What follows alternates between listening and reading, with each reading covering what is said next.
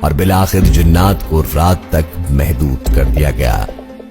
اس وقت یہ پرندہ یعنی مرغ آسمانوں میں عقاب کی طرح اڑا کرتا تھا۔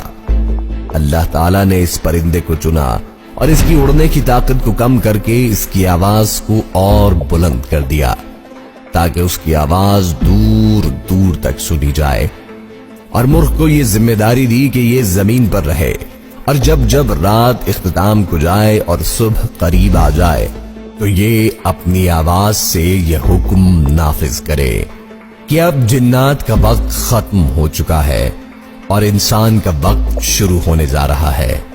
اور اللہ تعالیٰ نے اس پرندے کی آنکھوں میں اتنی طاقت رکھی کہ یہ فرشتوں اور جنات کو دیکھ سکے۔ جب جب یہ کسی جن کو دیکھتا ہے تو کہتا ہے کہ جا، یہاں انسان رہتے ہیں۔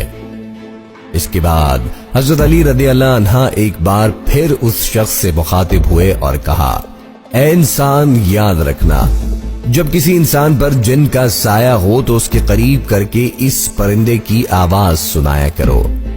اس پرندے کی آواز میں اللہ نے اتنی طاقت رکھی ہے کہ جب جنات اس کو سنتے ہیں تو وہ لرزنے لگتے ہیں، تڑپنے لگتے ہیں۔ ناظرین محترم، یہ وہ دلیلیں ہیں جن میں کسی شک کی گنجائش باقی نہیں۔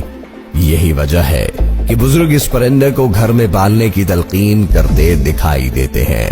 اس پرندے کو یہ مقام عطا کیا گیا ہے کہ ایک طرف تو وہ غذائی ضروریات کو پورے کرنے کا اہم ذریعہ ہے، تو دوسری طرف آسیب سے بچاؤ کا ایک سستا علاج بھی۔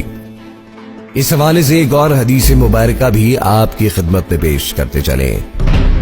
حضور اکرم صلی اللہ علیہ وآلہ وسلم نے ارشاد فرمایا، جب مرغ کی آواز سنو تو اللہ تعالی سے فضل کا سوال کرو، کیونکہ مرغ فرشتے کو دیکھ کر آذان دیتا ہے، اور گدھے کی آواز سنو تو شیطان سے اللہ کی پناہ مانگو، کیونکہ گدھا شیطان کو دیکھ کر آواز نکالتا ہے۔ ایک اور مقام پر حضرت صلی اللہ علیہ وسلم نے فرمایا، سفید مرغ میرا دوست ہے، اس کو برا بھلا مت کہو، اس کا دشمن میرا دشمن ہے، جہاں تک اس کی آواز پہنچتی ہے یہ جنات کو دفع کرتا ہے۔ معزز ناظرین گرامی، ان تمام حوالہ جات کو سن کر آپ کو اس پرندے یعنی مرغ کی اہمیت کا اندازہ ضرور ہو چکا ہوگا۔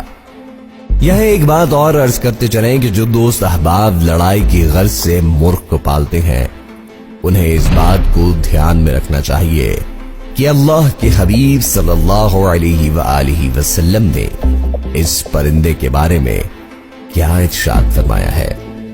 اس پرندے کو اذیت دینا بھی ایک جرم ہے۔ ہم امید کرتے ہیں کہ آج کی یہ ویڈیو آپ کو بے حد پسند آئی ہوگی۔